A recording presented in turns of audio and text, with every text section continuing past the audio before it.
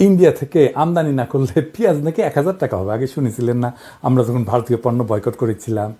India থেকে আমদানি হওয়ার পরেও 7 বছর আগে পেঁয়াজ 450 টাকা কেজি কিন্তু খাইছি আমরা। মনে আছে নাকি ভুলে গেছেন?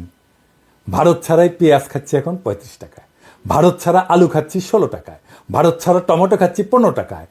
বিগত 10 বছরের মধ্যে এত কম দাম কখনো জিনিসপত্রের ছিল না, কিন্তু ভারত থেকে আনলে 3 গুণ হয়। এর প্রমাণ হচ্ছে বিগত 10 বছরের মূল্য। এই রমজানে জিনিসপত্রের দাম বাড়ছে, বাড়েনি, কমছে।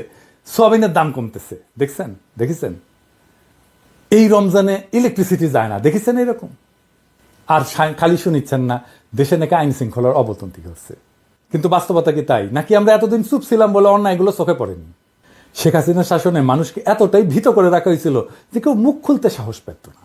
মনে হয়তো সব ঠিক আছে, কারণ আমাদের ভয় দেখায় রাখা হয়েছিল। আজ একটা মেয়ের অভিমান নিয়ে কটূক্তি করা দেশ জুড়ে আলোড়ন হয়েছে। কেন? কারণ মানুষ এখন আর ভয় পায় না।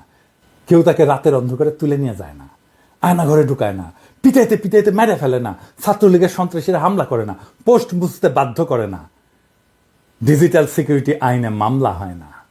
অথচ হাসিনার আমলে নোয়াখালীতে ধানের শীষে ভোট দেওয়ার অপরাধে এক নারীকে গণধর্ষণ করা হয়েছিল না?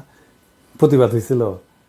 ধরেন এই ওড়না নিয়ে কটূক্তির ঘটনা যদি হাসিনার আমলে করতো, তখন কেউ থানায় যাইতে পারতো? মামলা নিতে কি পুলিশ রাজি হইতো? বরং বেশি বাড়াবাড়ি করলে জামাত শিবির বানিয়ে জেলে ঢুকাই দেওয়া হইতো। তখন আমরা চুপ থাকতাম, দেখতাম দেশে শান্তি আছে। যতক্ষণ না অন্যায়টা নিজের উপরে আসে ততক্ষণ কেউ টের পায় না কতটা নিঃশব্দে অত্যাচার চলতেছে।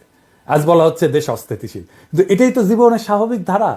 মনে আছে জগন্নাথ বিশ্ববিদ্যালয়ে খাদিজার কথা?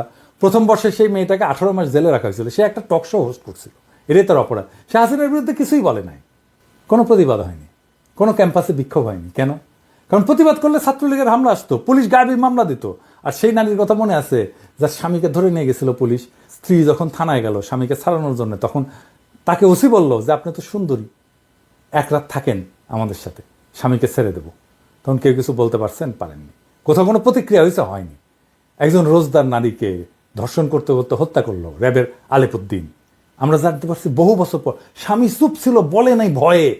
যদি তাকে গুম করে ফেলা হয় তখন দেশে কোনো গণ্ডগোল হয়নি, কোনো বিচার হয়নি। তাই কি তখন দেশ ভালো ছিল?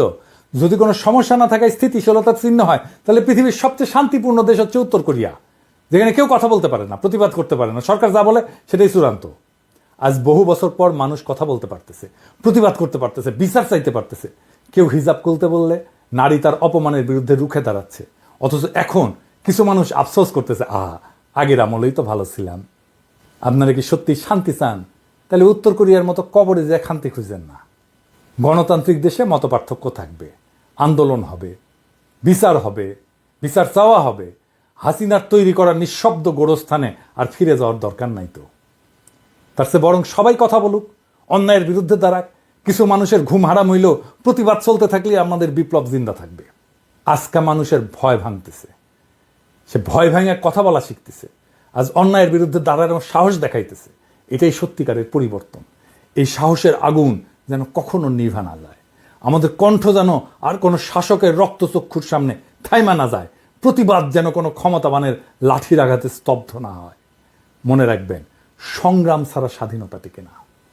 তাই ভয় ভুলে যান, কথা বলেন, প্রতিবাদ করেন। কবরের শান্তি না, জীবনের উৎসব চাই।